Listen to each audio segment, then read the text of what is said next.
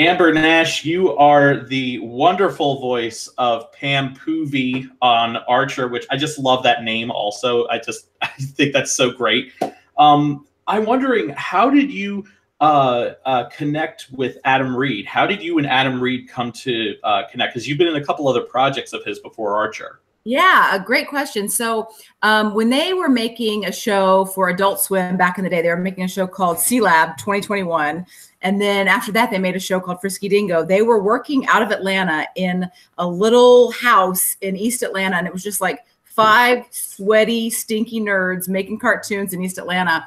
And I work at a theater company here in Atlanta called Dad's Garage Theater. And they knew about us because one of our animators, Christian Danley, was one of our improvisers, was an animator for them. And so we had this guy that we shared. So they'd come and see shows, and they knew about a lot of us at Dad's. And they asked me to audition for a role on Frisky Dingo, but I was completely wrong for it. It was like a teenage girl. And so I ended up not getting it. But then the show changed and they were like, oh, hey, do you want to be Val? And I was like, great. And so that's how I started working with those guys. And I guess that was maybe like 2006 or 2007. And then when Archer came along, they just asked me if I wanted the role of Pam. Like I didn't even have to audition for it, which is crazy now, especially now that I know the whole story. It's like, what? I didn't have to audition for that role? Yeah. Oh my God. So it was really just that simple. Totally. And I didn't realize that they already had like a bunch of famous actors on the show, and they were just like, hey, do you want to do it? I was like, yeah, it was just a job. I was just a gigging actor. So I absolutely couldn't believe it. Had you done any voice work before that? No, actually, I'd done a little bit, like a few radio spots, because there was another guy that works at our theater that was a director at an ad agency, and he just needed somebody to do like a couple of spots for stuff here and there. And so I'd been in the booth before a couple of times doing stuff like that, but that was it. And then when I went to 7030 is what their production company was called back then, they would lock me in a closet, and I'd have to pull one door shut, and then they'd shut another door from the outside and lock me in. It was terrifying. Oh my God. So, of course, Archer has taken off to this level of success that's it's beyond what most other shows could wish for. And I'm wondering, at one point, did you realize that the show and your character, specifically of Pam, had entered into this other level of notoriety? Wow, I think it was maybe like halfway through season 2, I was like, oh shit, this is like a really awesome show. And people started talking about it and it started buzzing. And I don't think Pam really took off as a character until a little bit later than that. I think it was like, I don't remember. I think it was when when Cheryl got kidnapped. I think that was maybe the episode where everybody's like, oh, wait a minute, who's this Pam character? And then she just kept getting crazier and crazier as time went on. Like, who knew that was going to happen? So, yeah, I guess it was probably end of season 2 that I was like, wait a minute, this is really cool. Was there something that, did you see like something like a fan reaction or anything like that struck you that just made you go, wait a minute here? I think it was the first time I went to Comic-Con, because I'd never been to Comic-Con. I'd been to Dragon Con in Atlanta, which is pretty big, but it's nothing compared to San Diego Comic-Con. And it was for season 2. Season 1, the only people that went were John and Aisha, and then I think Adam and maybe Matt. And so they brought everybody out for season 2, and we were in this room with all these people. I was like, all these people know this show? And I'd never met John before, and he's just as much of a pain in the ass in real life as he is on the show. Yeah,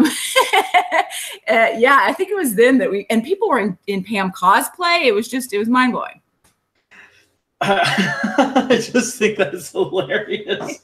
So, I mean, Pam is, notoriously outlandish in, just so much of what she does. Is there any aspect of her character where, or something that they put that Adam and Matt put in as her character, where you looked at it and you had to take a minute because you had to say to yourself, oh, wait a minute, that's a little bit like me? I think so. I think as time went on, Adam got to know all the actors better. And so you start to see some of people's personalities kind of creep into the characters. Like Lucky, for example, in real life says, yip, yip, yep all the time. And Krieger now says yep, yep, yep.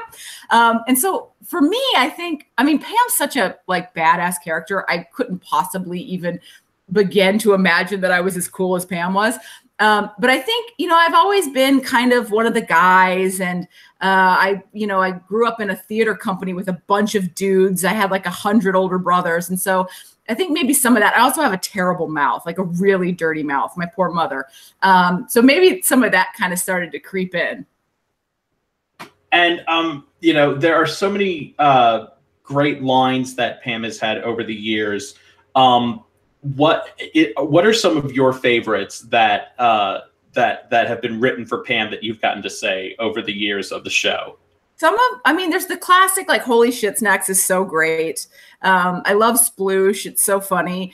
But some of my favorites are like lesser known ones that people don't remember as much. Like Pam was walking by Cheryl's desk. I think it was like season 2. And she just goes, "Hey there, neck bones." And just like stuff like that. It's like, what is she talking about? Because there's some really great ones like Cooch Chili and like, you could drown a toddler in my panties. Like there's some really great ones, but some of the smaller ones that I really enjoy at this point, So what was interesting about the last season of Archer is we got to see this very different aspect, just completely divorced from anything that had been done previously with Archer Dreamland. What was your favorite aspect of getting to do this whole different take on Pam, including the aspect of gender even? What was your favorite thing about that? It was so cool. Like, I know there was some people that didn't really dig Dreamland, and I get it because it was very dark and we really did the genre of a film noir. And I remember in the beginning, before we started, whenever we do a big change up like that, we get a call from Adam and he kind of tells us what's up. And he told me that the character of Poovey was loosely based on Russell Crowe's character from LA Confidential. And I was like, that's awesome. Like, what a gift as an artist to get that, So it was cool to play something different and kind of be coming at it from a different angle. And I appreciated that kind of the whole season was like a love letter to Woodhouse. It was really special. And I loved all the sex workers that lived at Poovey's house. That was one of my favorite things. And like getting to cry and be so sad when she watched them all graduate. Like, it was just so crazy. It was really fun. And I'm also curious, what was your favorite thing about the other time we had a bit of a departure with Pam was during Vice, when she became I feel weird saying this, but hilariously addicted to cocaine. What was getting to play that sort of aspect of, we get to see Pam kind of vulnerable, when, especially in the episode where they're going across to Texas, and she's like, but I'm beautiful now. What was it like getting to play that kind of aspect of Pam? It was one of the crazy things was hearing people's reaction. Like, some people like loved Pam. Some people were really mad that Pam got thin. Like, it was crazy. I mean, people were just like, it was really polarizing. I remember when Adam first told me that Pam was going to get addicted to cocaine, I was like, well, she's got to be skinny. Like, that's all she's going to be having all the time. She's got to lose some weight. But I love that they kept her boobs the same size. It just made her like so over the top pit up. It was really fun. One of the things that was crazy about that is I've always had to eat a lot during sessions because Pam always has something in her mouth, and we'll always try to cheat it. And they're like, no, it doesn't sound good enough. You've got to eat something. And so I've eaten so many like poor sound engineers, like bagged lunch. I'm like, sorry, I didn't bring any food. So in particular, that season, I was eating every episode because she was always eating or drinking cocaine. So I always had something in my mouth during that season. It was absolutely crazy. Yeah, that's my favorite thing is whenever Pam would have some form of cocaine and she just shove it in her face and go, "Rah!" I was just That's so stupid. I love it. It reminded me also of the whole from season 2, the whole bear claws thing. Bear claws. Rah! Yeah, that was maybe that's when Pam really became Pam, was when she started eating tons of bear claws. That and her one-liners. I mean, Pam to me is the queen of one-liners. Mm-hmm. Especially like just being able to go to Krieger in season 2. Okay, Clone Wars. Yeah, I've been so lucky. Like, I feel like I'll read a script and be like, man, Adam must really like me. Like, I get the best lines. Everybody's character is wonderful, but I really feel like I've really gotten some special credit from Adam for really great lines. Now, Lucky Yates, the man who does the voice of Krieger, he's also an Atlanta-based actor, correct? Did you work with him before you had done Archer? Yeah, Lucky and I have known each other for like 20 years. So we're both part of Dad's Garage Theater in Atlanta, and he's a puppeteer also, and he's an improviser. He's an incredible performer. So yeah, I've known Lucky forever. What was it like when you saw that he had gotten cast in this role, and to see his character grow over the years? Because especially like the first couple episodes, Krieger has no lines. Yeah. And so like when you finally hear him speak, it's very jarring. Yeah, it's funny because I credit myself for him having this job, because so we'd seen Krieger, and you're right, he didn't speak in the beginning, so there was nobody. I think they were just going to keep him as a non-speaking character, so there was nobody cast as that character. And I was in the booth recording, and they were like, "Hey, we're thinking about making Krieger talk. Who do you think should play him?" And the first person I said was Lucky, and Lucky had worked with them on Frisky Dingo also. He was one of the Exticles. Oh, wow.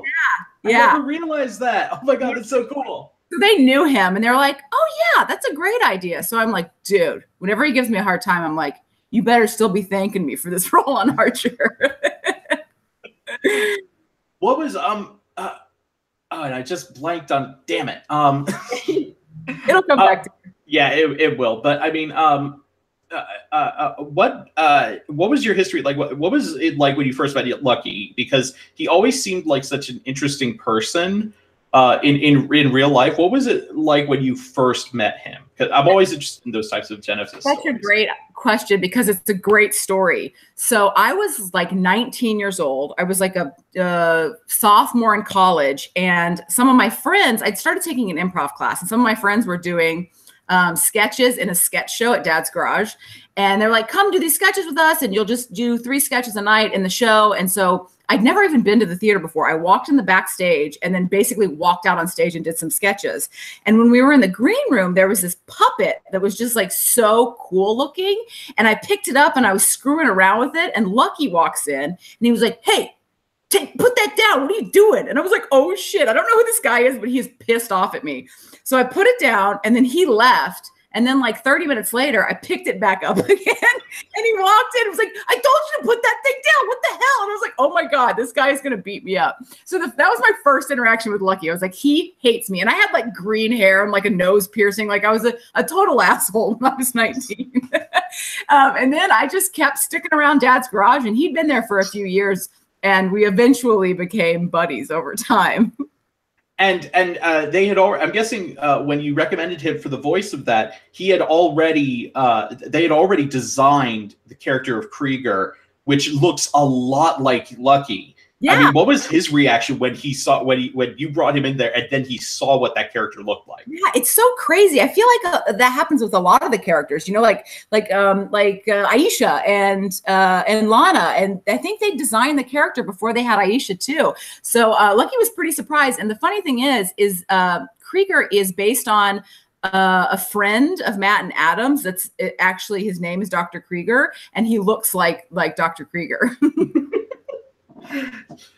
So, we've gone over, I'm loving this, first of all. We've gone over so much right now, but now we're on the precipice of a new season, the 9th season of Archer. It's being billed as Archer Danger Island. What sort of changes can we look forward to in general, first of all? I want to ask in general, what sort of changes can we look forward to in general for the show? Well, one of the things is, I know that a lot of people like, Season 8 was pretty dark and it was heavy, and Season 9 is none of that. It's like big and bright and stupid, and it's back to like Archer screwing around. It's set in 1939. Archer is a pilot, like a cargo pilot, and Pam it was explained to me that Pam was like his Chewbacca. She's also gigantic. She's like 7 feet tall. And their trio, the third person that rounds them out, is Lucky is not playing Krieger this season. He's playing a talking bird named Crackers. And they get into all kinds of hijinks, all kinds of stupid things that happen on this island. It's like a combination of Tailspin and Gilligan's Island and Archer all mixed up together. Well, considering how much nostalgia is coming through our television, I can only imagine that that's going to be that the tailspin angle is going to be what people are talking about. Yeah, I hope so. I mean, they've already done DuckTales, so I mean, why not? Right. And plus, people who were the appropriate age when Tailspin was on are now appropriate for Archer. So this is just this is just opportunities galore. So other than being gigantic now, what is Pam's? What's other differences can we look forward to with Pam this year? What's really cool about it is one of the things I always loved was when Pam would get to go out in the field in previous seasons, because, she was mostly in the office. And so when Pam would get to kind of partner up with Archer, it was always really fun because I think they have such great chemistry together, not to mention that they ended up sleeping together eventually. And Pam was, of course, the best he's ever had. But this season is all Pam and Archer, like that she is his sidekick. Like she's his Lana this season, which is so fun. Like it's really fun for me because it's a bit more of a meaty role. But I think it's fun because they're like so just shitty to each other, but you can tell they love each other. And it's just, there's nothing like it in the world except for those two. That's always the thing that I always found very interesting. As much as when the show first started, that it seemed like like Lana and Sterling were like sort of like the destined couple. Once Archer and Pam hooked up, it made so much sense, and their chemistry was so great with each other because of just that same sort of shared dirty humor. Yeah. That must have been just a thrill to act. Totally. It really is. And I don't know where it came from. I think it's just that John and I like work in that way together. It's like, it's like sleeping with your kid sister's best friend. And everybody's like, oh my God, I can't believe you slept with her. And it's like, well, I don't know. It just works for some reason. And so you brought up an interesting thing. I want to just go back to the macro picture. You talked about how you're not really none of the actors are really around each other when they record. What is to be? It always just strikes me because the banter and the way they just throw the dialogue off each other it just works so well. What's your favorite in terms of? You may not get to do it in the recording booth, but what's your favorite person to see Pam interact with? Oh, wow. I mean, Archer for sure, but I think that she's also got a really special relationship with Cheryl because it's just like, you dummy. Like she just is like her dumb little sister that she can't get to do anything. And she's like, why are you so stupid? So I love that a lot. And I love Gillette. Like if I had to pick a favorite character, I think it'd be Gillette because nobody ever thinks about Gillette. It's like Gillette's the best character. He's so much fun. No, Gillette is a personal favorite of mine because I love seeing that kind of, he's openly gay. He has no apologies about it, but he's also a total badass. And he's just like, and he's also just his own little prissy form of it. And it's great. I love it. So is there anything else? So Archer had an amazing couple of years, when it finally got, after years of being snubbed at the Emmys, finally got nominated. And then a couple of years ago, finally won. What was that like? Were you there or at the Emmys when they won? Yeah, I was. And there's this great picture of everybody standing on stage, and it's all the producers, like all the young guys that used to work in that gross house in East Atlanta, making Frisky Dingo back in the day. And I'm standing on stage, and I have this horrifying look on my face because I'm like crying, like bawling, crying, watching these guys accept the award. It was so great. It was so great. I was very, very proud. And what was your other than that insane memory of being on stage? What was it like for the rest of the night? Was it just like, I'm guessing like the other two times you had been nominated before, it was fun to be there, but I mean, like, it must have been just a party that evening. It was. I mean, it was just lots of booze, lots of congratulations. I think I walked home without my shoes on. Like, it was just so much fun. And those guys, like, crazy to party with. Adam Reed is like an insane person. He's so much fun to hang out with, especially after he just won an Emmy. Well, I really can, Amber, I cannot thank you enough for this. This has been such a treat for us. The new season premieres April 25th, I believe, correct? That's right. Yep. Yeah, on FXX. It's going to be great, and all the best to you and the crew in this upcoming Emmy season. Thank you so much. It was great talking to you.